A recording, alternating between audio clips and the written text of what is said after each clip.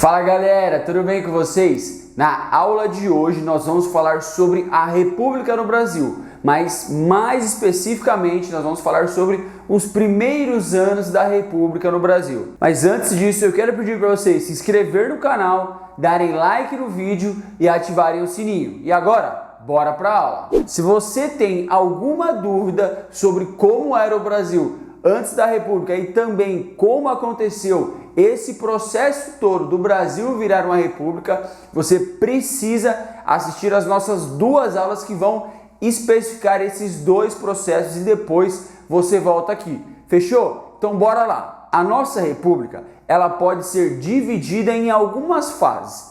Na aula de hoje nós vamos falar do período entre 1889 até 1930, mais ou menos. O início da nossa república ficou conhecida como a República da Espada e esta aconteceu no período de 1889 até 1894. Além disso, esse primeiro comando era um governo provisório. O que significa provisório, galera? Ele entrou só para tapar um buraco, digamos assim. O nome dessa primeira república, o nome desse governo provisório, se chamava República da Espada. E esse nome foi colocado porque quem chefiava o governo eram os militares nesse primeiro momento da nossa república. O militar que comandava essa nossa primeira república era o tal do Marechal Deodoro. Guardem esse nome aí porque ele é o nosso primeiro presidente republicano. As primeiras medidas que o Deodoro da Fonseca tomou, galera, foram as seguintes. Bom, ele mandou a família real para fora do país em direção à Europa, naturalizou vários estrangeiros que estavam aqui no Brasil e separou a igreja e o Estado. Ou seja, gente, o Deodoro começou aí seu governo fazendo mudanças radicais no posto maior de comando do Brasil e também na política e na estrutura social do Brasil. Seguindo aqui, gente, como eu disse para vocês, como era um governo provisório, né, que tinha entrado ali no poder de forma forçada, precisava acontecer uma eleição. Então, em dezembro de 1889, foram convocadas eleições para o nosso Congresso Nacional Constituinte. Essas eleições, gente, foram realizadas em todo o Brasil. E, apesar de elas serem convocadas em dezembro, elas só foram acontecer em setembro do ano seguinte. Além dessas eleições, gente, no dia 15 de novembro, o Congresso também iniciou os trabalhos para criar uma nova Constituição para o país, ou seja, a nossa primeira Constituição depois do processo de colonização. Nossa Constituição foi baseada nos ideais da Carta Norte-Americana e foi a Constituição de 1891 que estabeleceu o regime federativo como desejavam as pessoas mais ricas dos estados, certo? Dos estados aqui do Brasil.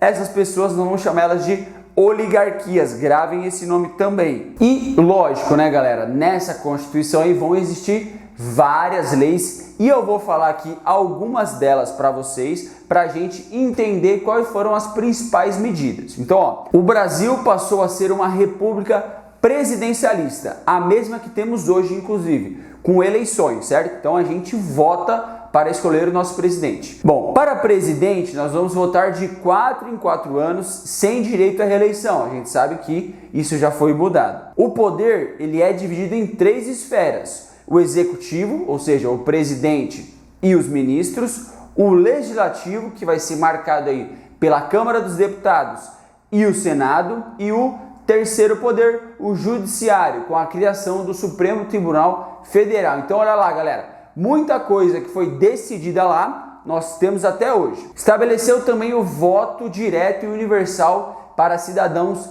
maiores de 21 anos. Os mendigos, analfabetos e os soldados não podiam votar. Isso mudou. A Constituição determinava que o voto devia ser secreto, certo, galera? E também não fazia menção às mulheres, o que, como tradição, estas eram excluídas aí do direito ao voto. E isso também, graças a Deus, também mudou. As antigas províncias, gente, o que a gente chama hoje de estado, elas vão aí desfrutar de uma relativa autonomia e com base nos princípios do federalismo. como acontece muito lá nos Estados Unidos. O Estado ele vai se separar da igreja, isso é muito importante. A educação pública passou a ser laica. Extinguiu-se aí a pena de morte, então não tinha mais pena de morte, e foi instituído também a liberdade de culto religioso e o casamento civil no país. Então são mudanças, galera, que vão ser extremamente importantes para a nossa sociedade. Então, ó, essas foram as principais medidas da República da Espada, mas, logicamente, chegou uma hora que essa fase da nossa República acabou. E, durante o governo provisório do tal do Deodoro da Fonseca, ele vai nomear aí o primeiro-ministro da Fazenda da República Brasileira. E aí, essa pessoinha, o tal do Rui Barbosa, vai ter grande importância. Bom, ele decidiu implantar uma política de incentivo ao crescimento econômico, focando principalmente no crescimento industrial. Pô, olha que legal, industrializar o Brasil. Mas tá bom, professor, e como que ele tentou fazer isso, né? Por que a gente não começou a se industrializar antes? Ó, nesse período, gente, havia uma falta de dinheiro, de moeda mesmo que circulava no Brasil. Então, e como o ministro pensou? Pô, eu vou mandar aqui para a galera do nosso Banco Central que imprima mais dinheiro justamente para financiar essas indústrias. O que ele não contava, galera? Que esse dinheiro que foi impresso fosse investido em ações na Bolsa de Valores e até mesmo em empresas fictícias, ou seja, ele tomou um calote, tomou um golpe, o tal do Rui Barbosa. E a política dele se mostrou um completo desastre, gente. Então, marca isso aí. E além disso, gente, a gente não pode deixar de falar que teve uma crise inflacionária, lógico.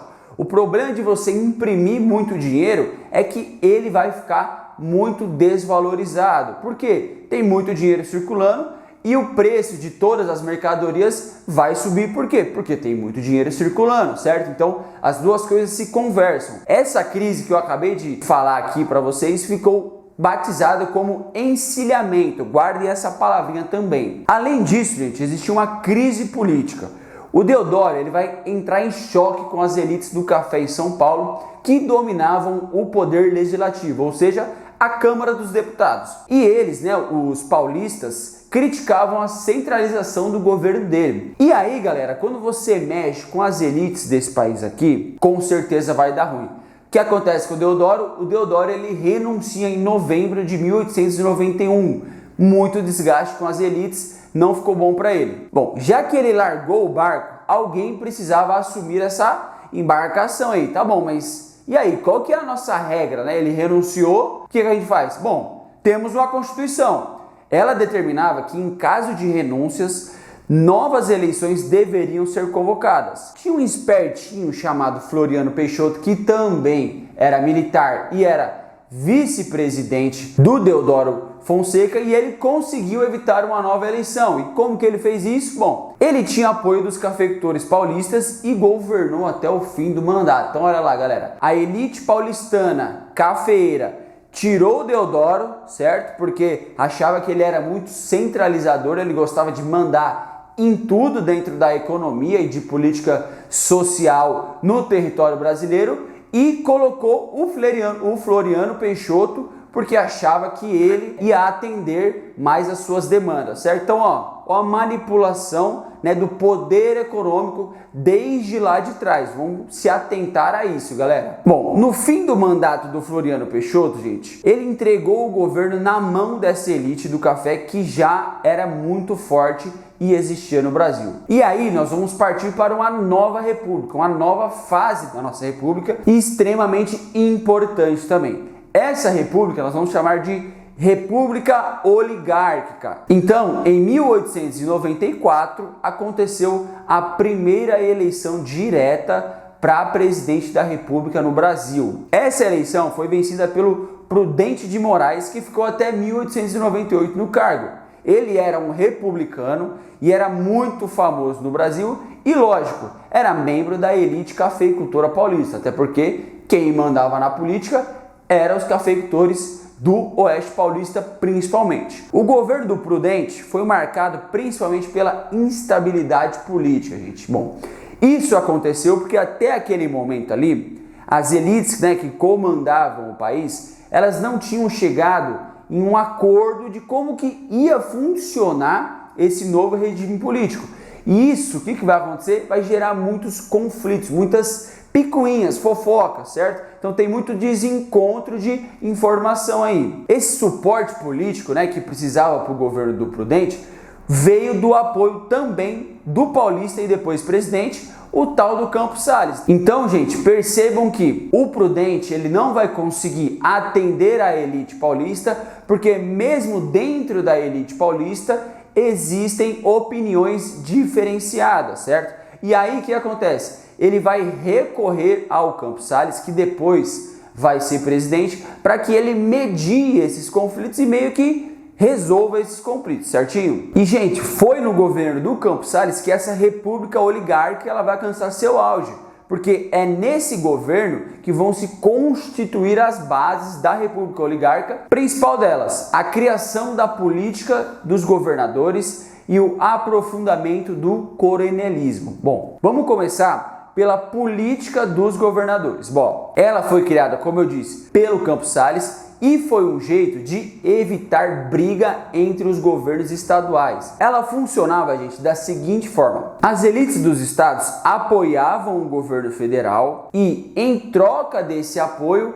elas não reconheciam a eleição de candidatos dentro da Câmara Federal de oposição aos grupos dominantes em cada estado. Simplificando, gente, é o famoso toma lá da cá que a gente vê até hoje. A elite paulista cafeicultora e também a elite dos outros estados, elas apoiavam o governo federal em troca de quê? Que dentro da Câmara Legislativa tivessem apenas deputados da oposição, certo? E isso de todos os estados. E aí os estados não precisavam ficar se bicando um com o outro. Em teoria, esse jogo, né, esse toma lá da cá que a gente acabou de falar aqui, ele dá certo, em teoria. Mas tem uma coisa, existe uma Constituição e a Constituição, ela determina que os deputados e o presidente, eles precisam ser votados. Então não adianta nada ter essa política, sendo que quem vai ser o mais votado seja o de oposição. Você precisa ter uma forma de controlar os votos e fazer com que a população vote só nos candidatos que são apoiados pelo governo federal. Como que faz isso? Com o tal do coronelismo. Vamos falar dele agora. Quem colocava em prática, gente, essa política chamada coronelismo eram os coronéis, que normalmente eram latifundiários de vários municípios espalhados aí pelo Brasil. Como a gente está vendo aqui, minha galerinha, os cafeicultores, eles dominavam a política no Brasil. E aí existiam também dois estados que mais se destacavam nessa época. São Paulo e Minas Gerais eram aí os estados mais ricos da União e que conseguiram impor uma política que favoreceu os seus interesses. Essa hegemonia dos paulistas e dos mineiros na presidência da República ficou conhecida como a famosa política do café com leite. Café São Paulo, leite Minas Gerais. E apesar dessa grande influência de Minas e São Paulo, eles não governavam sozinhos, obviamente, certo? Porque a gente já disse aqui que existia aquela política do toma lá da cá. Em algumas ocasiões, como aconteceu na eleição de 1910, o gaúcho Hermes da Fonseca, que era apoiado pelo estado de Minas, venceu lá o Rui Barbosa, o nosso ministro da Economia. O Rui Barbosa, que era candidato de São Paulo. Então, olha lá, a elite cafeicultora de São Paulo perdendo força. Nesse momento, então, gente, a gente pode ver que os dois estados estavam de lados opostos. Isso mostra, gente, que outras elites do Brasil tinham poder. A elite do Rio Grande do Sul, por exemplo, gente, também possuía grande poder depois, lógico, dessa aliança firmada aí com o Congresso Nacional e também com os nordestinos, mas isso é um assunto para uma outra aula. Para terminar, gente, nós precisamos aí falar sobre a política econômica do café que segurou a nossa economia por muito tempo, certo? A gente foi dependente dessa política, gente. Produção de café, então, teve aí o seu aumento a partir do final do século XIX. E isso vai causar aí uma queda dos preços de café no exterior, certo? Porque tem mais produtos circulando. Por conta disso, gente, o governo federal vai lançar aí vários planos para tentar reerguer os preços do produto. E isso vai causar aí algumas consequências. Ó, A principal medida aconteceu no começo de 1906, no Convênio de Taubaté, e funcionou da seguinte forma, gente. O governo pegava empréstimo para comprar estoques do produto, do café, e reduzia a oferta, que iria forçar um aumento dos preços. Então, galera, o que o governo fazia?